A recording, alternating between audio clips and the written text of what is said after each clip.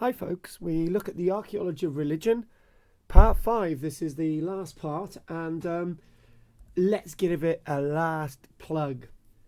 So today we're going to briefly look at one civilization towards the end, which will lead us on to the endings of civilizations as of next week. But we're going to be looking at 4 civilizations today, and their temples and associated works. We're going to be looking at the Maya, the Aztec. We're going to be looking at Angkor Wat and the Khmer Republic, and ending with the Inca. And why it's in that order, well, you will come to see. Look at the first image here. This is Mayan art at its height. Mayan civilization was really flourishing about 600, 700s, 800s, 900s years AD. Just over about 1,000 years ago. And then few years later, few generations later, then came the Aztecs to become the predominant civilization of Central America. The Mayan are to be found on the Yucatan Peninsula, and their art is very garish, and they wish to use a lot of red ochre, red staining on their stonework, their terracotta, and obviously as well their woodwork as well. And whatever they wore, they loved red. Red meant life, everlasting perpetuity of that sense of being. Much of what we do know about the Maya initially started to come from what the conquistadors wrote about them. There had been a preceding civilization, the Aztec, and they were still sort of around at the period the conquistadors started to first get to Central America about 1519, 1520 and 1521. But they were a very subdued people at that point. 500 years of impacting on their civilization by the Aztecs. But we look at their temples, are very great temples, but what we are learning now is from their relative domestic sites, these people were in awe of the temples, and being part of that community, that they felt that the temples were part of their lives, unlike the New Kingdom in ancient Egypt, where you find that people were very much disconnected at that point 1,500 years ago. No. 3,500 years ago in Egypt. Mayan civilization, it's great step pyramids with no link at all to the pyramids of Egypt or anywhere else. These people had a post-processionalist way of getting to developing the pyramid as the human brain develops to form these things. Very different from the pyramids in the sense that even though they're step-like, they had temples on the top, which pyramids in Egypt didn't have. The art of the Maya, very carved, very ornate. The tools that they used to carve lots of the works in sandstones, limestones and so on. Technology that was aided without iron. Very much the atypical Mayan site where you've got the idea of the step pyramid. These steps then leading up to the top where you'd have maybe a temple dedicated to the story of the Maya over 1,000 years ago, or dedicated to something very different. In this reconstruction, you've got to ask, is this reconstruction actual anything to do with the Maya? You've got a circular temple there. Can't be right, can it? Look at the garish costumes of the Maya, very much from Jesuit descriptions, and very much from the archaeology that we found and descriptions in their own temples, and from oral tradition. Look at that stone circular temple there. Nah, it can't be real. The archaeology tells us that it is. The Maya themselves did have circular temples, and they were very well built. The Maya had mortared built buildings and dry stone buildings with a high degree of technology. Anything that you can say about these is they never had iron tools. Iron was available to these people, but that was available through meteoric depositing across the landscape. Iron was used as stones of which had special qualities, not to be used as tools because they didn't have the smelting capacity in the Mayan world. There's the Mayan civilization protruding erect into the Caribbean and Gulf of Mexico, Yucatan Peninsula, directly in the heart of Central America. Sites towards the north, you may have heard of Chichen Itza, sites towards the east, Tikal and Copan, and the very famous site of Palenque towards the west there. It may look like a small civilization, but it isn't. To hack across from the tip of the Yucatan Peninsula all the way to the bit in the Pacific, which was part of the Mayan culture, would take you months through that very thick jungle. It's not just along open roads running from one place to the next. You can't even do it today in a vehicle, let alone 100 years ago when these landscapes were being explored. Bit of an exaggeration, but the reason why I've used this is the sense that in the foreground you have very much the land of the Maya and the Aztec, where you'd have a lot of water being used, lots of plazas, lots of walkways and roads. And the interesting thing is there's a good representation of an Aztec temple at the site of modern-day New Mexico, which is now built upon by a Christian cathedral using stone from the Aztec temple, but that's coming on. The two clashing civilizations, to the right of the screen, the Mayan civilization and the Aztec civilization towards the left of the image. As I've already said, the Maya came first and then the Aztecs. The Aztecs become the predominant civilization across Central America. More of the ideas of these step pyramids, Guatemala, of the Mayan. And you can say that before these were ever discovered, it was very difficult to find them. You could be going through the jungle and there might be huge step pyramids in front of you. If you bore right, you'd never see them because it's so dense and thick, the jungle, that it's possible that you may never ever find whole cities. And in fact, new civilizations that lived amongst the Maya are being found even today with very different types of sites. And the temple over in the left there, towards the top left, you can imagine that you'd never see that. It would be seen as a pimple from aerial photography, and down the ground you might just walk past it. A Mayan pyramid, typical, cleared. If you take away the proper walking steps and just leave the steps of the step pyramid, very similar to those step pyramids of Egypt. Egypt, that some of you don't know, had over 90 pyramids at one stage to various different leaders, and even more as well, some that haven't been discovered, lost in the sands of ancient Egypt. Sacrifice. Was Mayan civilization about sacrifice, or was there about a lot more? What can we say about sacrifice? But we'll leave that until we get to the Aztec. You can see the great proud sites here. They didn't come in there ones or twos. They come in a number of sites. And around these temples, you would have had the community of the Maya. Palenque itself was discovered by Catherwood and Stevens in 1836. A great site which really took a toll on the health of Stevens and Catherwood. They had malaria. They were producing brilliant manuscripts of these sites after they'd been cleared. It's said that with pustules in their eyes, they did line drawings for their later publication, which was mastery of the time. And they used to light the temples which they stayed in at that time by catching fireflies, because their matches were very damp and they couldn't readily light fires, so using nature to help them. The Mayan civilization was not just about the temples, or not just about the people, was about games and sport. For a civilization to have games and sporting tells you that they've reached a degree of life which in a little bit later medieval Europe didn't even reach, because most of us were in very much poverty in medieval Europe, and these people had time for sports. Mayan civilization, as we can tell and we can see from this image from Catherwood and Stevens, where some of the steps of Palenque have been cleared. The Palenque was eventually bought by Catherwood and Stevens for $50. It was meant to have been exported to America because they fell so much in love with the site and wished to keep it where it was.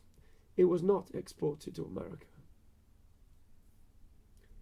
Archaeology in understanding these temples has to be borne out in the domesticated site, the domesticated layers, and how these sites developed, maybe from timber sites to stone sites, and all the way up to those great step pyramids that we see today, excavated by dedicated archaeologists, probably with far superior skills of recognition than any British archaeologists, and of course Mayan archaeologists with better technology and better tools than we have, and skills. Is Mayan civilization to be seen as garish as this?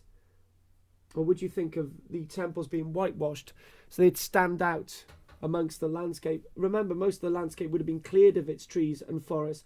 Mayan civilization probably collapsed because of major deforestation, where they had a great agricultural landscape, where they were farming upland areas. A heavy flow of rains would have washed the rich nutrients out of the soil into the valleys, clogging up the soils below.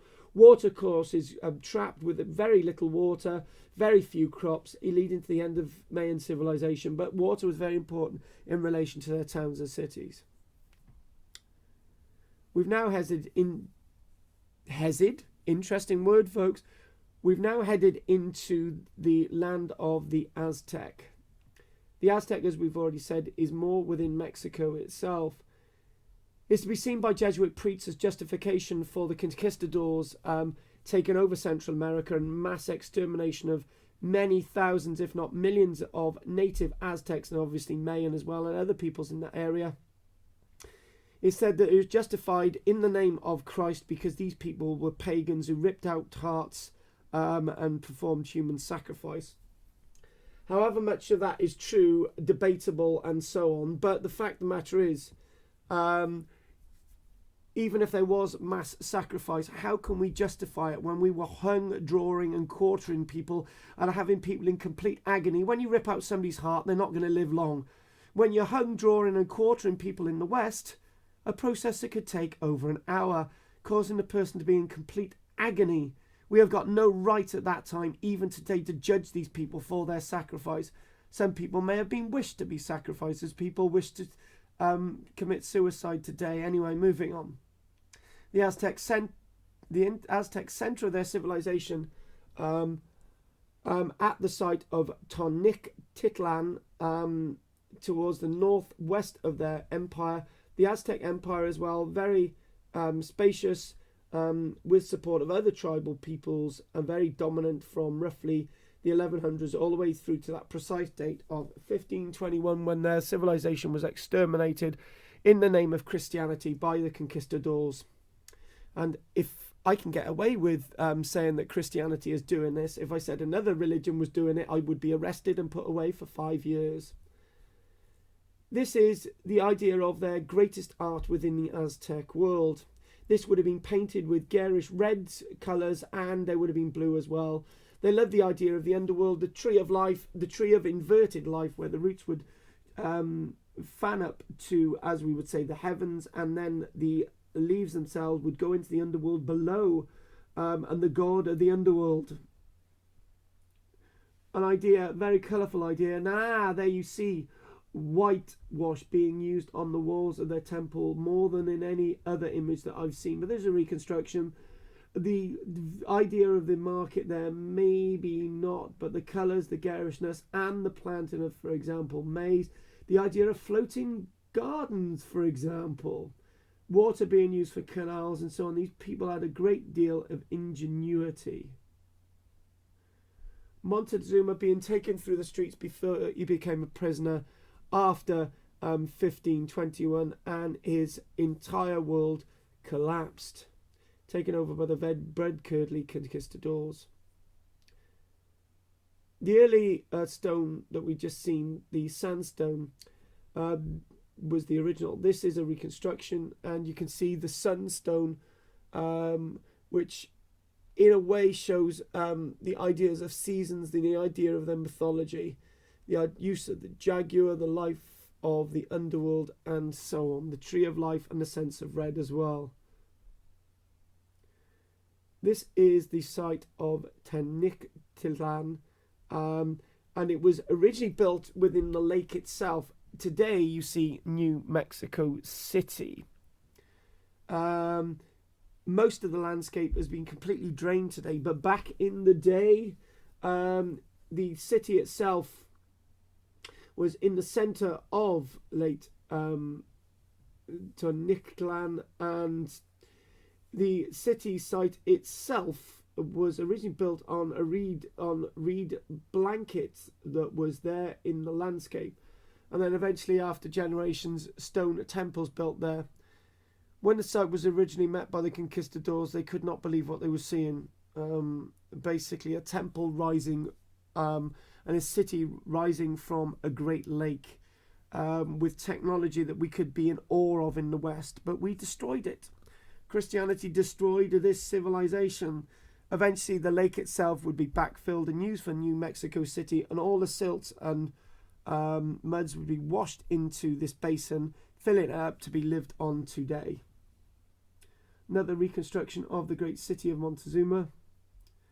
Aztec culture to be seen with this image as extremely garish, extremely alive, with the idea of the feather, with the idea of blues and reds, with the idea of life and pride as well, which is also to be seen in Mexican society today. This is a manuscript from a Jesuit priest where it's just basically showing that these Aztecs only performed human sacrifice and they were murderers and all the rest of it. Well, we can't really judge this, as I've already said, and it would have been completely exaggerated to justify the Christians being there in the first place. The victors always write history, and it's always biased. Two of the wonderful Aztec gods. I'm not going to even pronounce these. Maybe I could. The first one, Taliacoc. Sorry. Tchiloc. See, not good with pronunciations, but varying gods within Aztec civilizations. The idea of the Aztec market, look at the mazes, the idea of the pumpkins and so on within this market, a market of plenty, and look at the tomatoes there as well.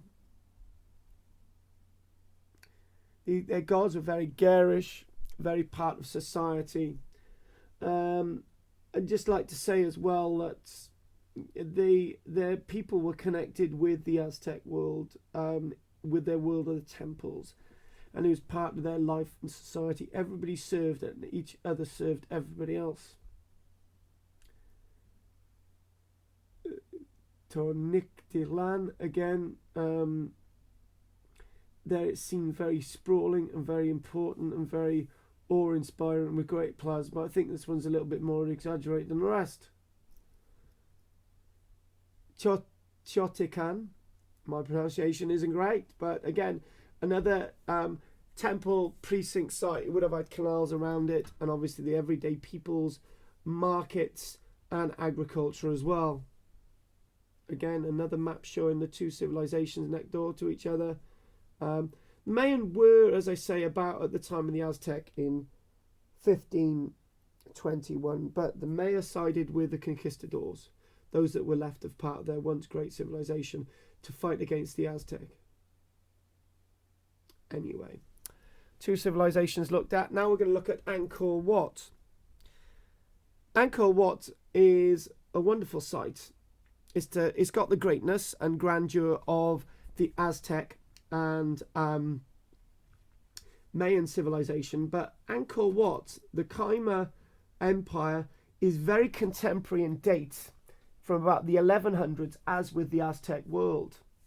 So that's why I've put them alongside each other. This is an aerial view of Angkor Wat. Angkor Wat is the greatest temple complex to be found anywhere in the world. It's over several square kilometers. This is surrounded. This would be surrounded completely by water, as we'll see in other illustrations coming up. And the one thing that can be seen about the precinct itself, the main part of the temple, is this only a small part of a very large landscape of temples and a great city, which was eventually abandoned. It was originally built as a Hindu site. There you go. Is it as big as we think? You can't get an idea of scale from this, but again, water is very important to this civilization. They're to be seen as great water engineers as well. But now you see the greatness.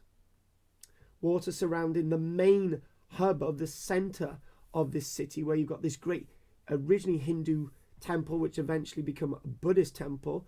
But one thing that can be said for it, then around the water that completely encircles the main hub of Angkor Wat, there's another further landscape of temples, normal habitation, markets, and so on. It was a huge city site.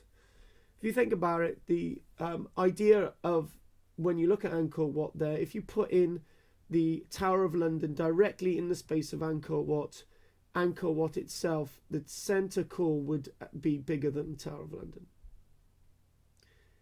And again, you can gain an idea of how big Angkor Wat is. The people here give an idea of scale, and that's the best idea to understand the greatness of this site. And then in the foreground, before you go over the bridge, there's more of the city that we can't see in this illustration today. Even a precinct wall around this great temple is great.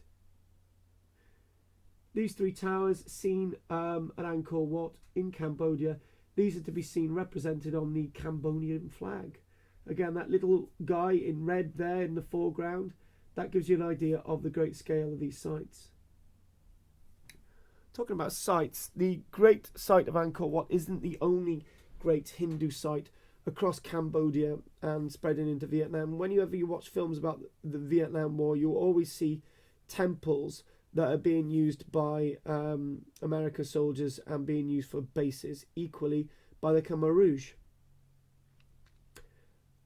I said Khmer Rouge then, didn't I? Khmer Rouge would have been later. I meant the North Vietnamese army. But the Khmer Rouge would have used these in the war to try and unify Cambodia under Pol Pot. But that didn't work, of course. Prene Vea, another temple site within Cambodian borders. Theravada, this was eventually seen to be built in the 1500s as a great Buddhist monument. When we think about the Khmer Empire, the Khmer Empire was originally the Angkor Wat site was originally established by Suryavarman the second in the 1100s. Then the royal family of the Khmer Empire decided to change their religion from Hinduism to the Buddhist faith. And that's to be seen in many civilizations where you have, for example, in the Roman Empire, in the year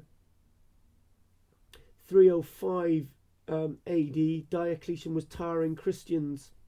By 337, Constantine the Great became the first Christian emperor of the empire on his deathbed, may I add. And by 395, Christianity was the only religion of the Roman Empire. See how things can change. Things start off pagan, go into Christianity. Things start off in a Hindu faith in Cambodia, and then it goes over to a Buddhist faith. Another representation of a temple here. Hindu temple from the 800s, see the great roots of the fig-like tree network spreading across Cambodia and parts of the temple sites in Vietnam. Now we're moving on to another civilization. To give an idea of scale, we start off with the Inca site at Machu Picchu, and there you've got the temple. I think this is the one at Sagesta in Sicily, to give you an idea of the scale of the site at Machu Picchu. Machu Picchu is a temple site, which is one of the most important temple sites within the Incan world. Was never ever captured by the conquistadors that destroyed the Incan world.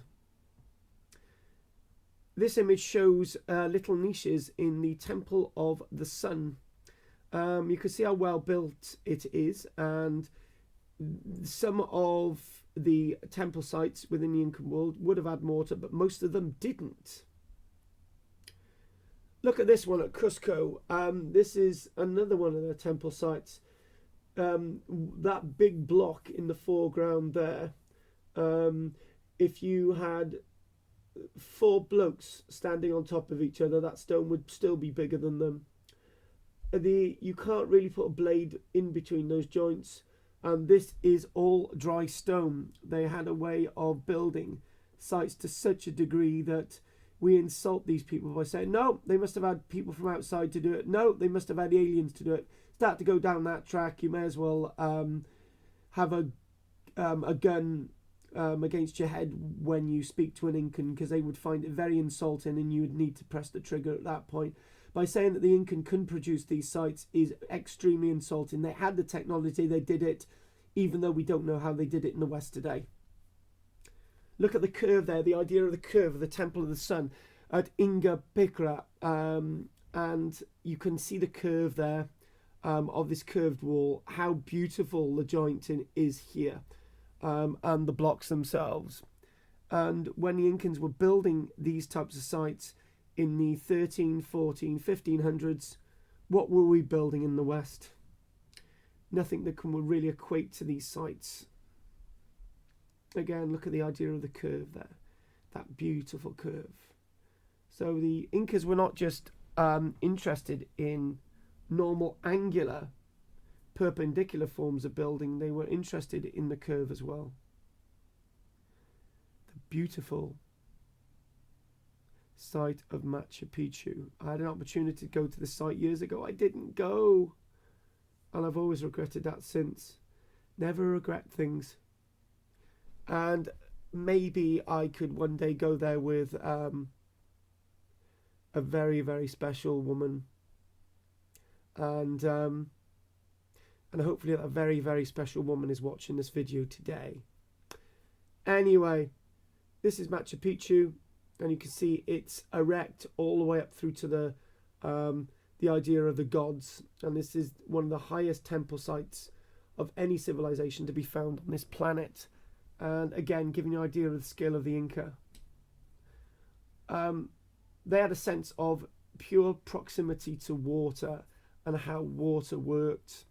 And you can see it in this illustration now that the water from this fountain is still operational 500 years after the site was abandoned. Look at the block work here, the dry stone block work here, in awe. Take away those steps away and your little entranceway, and that could be nicely at home in ancient Egypt. The difference is the Inca built these with no influence from the Egyptians at all. Von Daniken, you're wrong, and so are you, Graham Hancock. Look at that doorway there. One of my students said that it's almost as if these sites were constructed to deal with the actions of the volcanicity in the landscape. When you get an earthquake, the stones are able to move left and right, and to be able to rock and to be able to gradiate with the earthquake conditions, and hence why they're still standing today. When buildings built by modern Peruvians and Chileans collapse when there's an earthquake, they've got something to learn from these people, and they're starting to use old Incan technology 500 years earlier in places like Cusco to bring in water into the city in the summer months and store it over the winter months. We will end now with the civilization that we're going to go on to next week. This is the site of Coachi, part of the Nazca world. Nazca civilization, what happened to them, we will discuss next week. But if you look here, there's a great temple, the holiest of holy sites within the Nazca world. It's being excavated today, lots of mud brick being used there, and the archaeologists are keeping lots of this stum, then trying to keep as many of the secrets as they can so they can get them published and understand them. One thing about the Coachi site is that we do know that pottery which was manufactured here is to be spread all across the Nazca world. Basically, you'd collect a pot, you would carry it hundreds of miles, take it home, and then smash it. Beautifully ornate pots. Why they smashed it? It's a bit of ritual, isn't it? That they've actually been to this site, and they're bringing the spirit of the site home to their villages and spreading it by smashing the pot.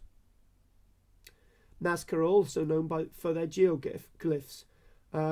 Even whale geoglyphs are to be found across the Nazca landscape, high up, and obviously more detail about that next week. And the Nazca are also known for their mummies. Lots of their mummies have been looted this modern day and age. Whole burial grounds are now being extensively looted, and the sun-bleached bones spread across the landscape of these sites, which is a shame, because if only people there today who are grave robbing actually understood that these are their ancestors and they should treat them with respect. But we don't even treat our loved ones with respect in the West when we bury them. So what right have I got to judge the people of the descendants of the Nazca today? And final illustration of a reconstructed Nazca site. Thank you for listening to this video log. Hopefully you'll listen next week. And this is Karl-James Langford, over for channel 012 1975.